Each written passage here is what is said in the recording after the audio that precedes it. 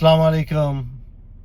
মোহাম্মদ রহমান ভালোবাসি বাংলাদেশ থেকে বলছি, টেক্সাস।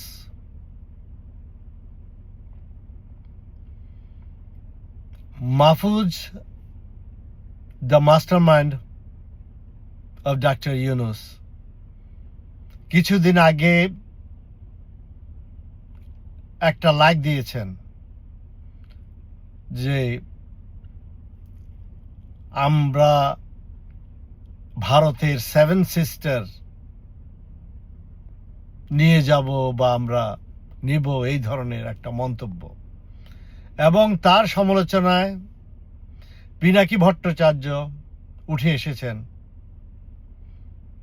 এবং মাহফুজ আলম একটা জিনিস এরপরে করলেন, উনি সেই লাইকটা অনলাইন থেকে সরিয়ে ফেলেছেন।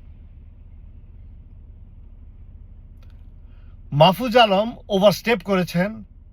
কথাটা উনি ঠিকই বলেছেন, কথাটা উনিকে একটু ঘুরিয়ে বলা উচিত ছিল।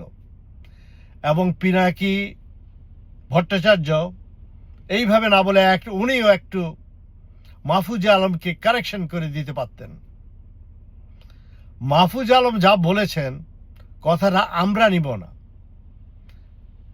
আমেরিকায় 7 সিস্টারকে টুকরা করে দিবে, তার প্রমাণ বলছি। আজ থেকে 1-2 বছর আগে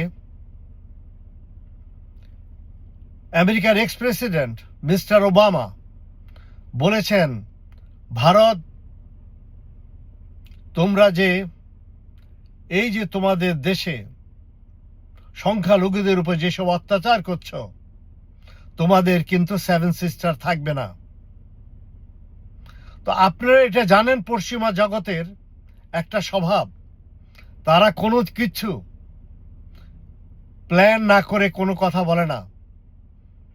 ওবামা এই বেফাস কথা বলেনি, এটার ভিতরে সম্পূর্ণ প্ল্যান হয়ে গেছে, অথবা plan on the way.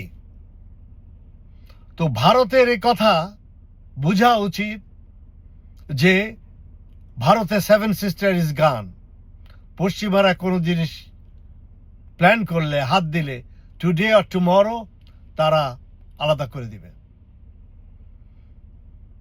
Bharat তার প্রতিবেশীদের সাথে সুসম্পর্ক স্থাপন করতে না পারার কারণেই ভারত আস্তে আস্তে ভেঙে যাবে।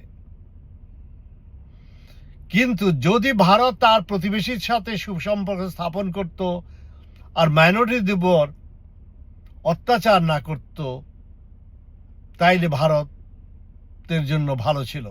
কিন্তু দুর্ভাগ্যবশত তারা শত শত বছর থেকে তাদের এই ক্যারেক্টার তারা পরিবর্তন করতে পারেনি।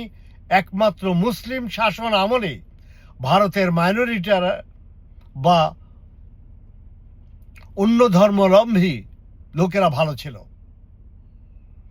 তো এইখানে মাহফুজুল আলম সামান্য ভুল করেছে, কিন্তু সবচেয়ে বড় প্রবলেম হয়ে গেছে, মাহফুজুল আলম কথা বলে সে ভয় পেয়ে গেছে।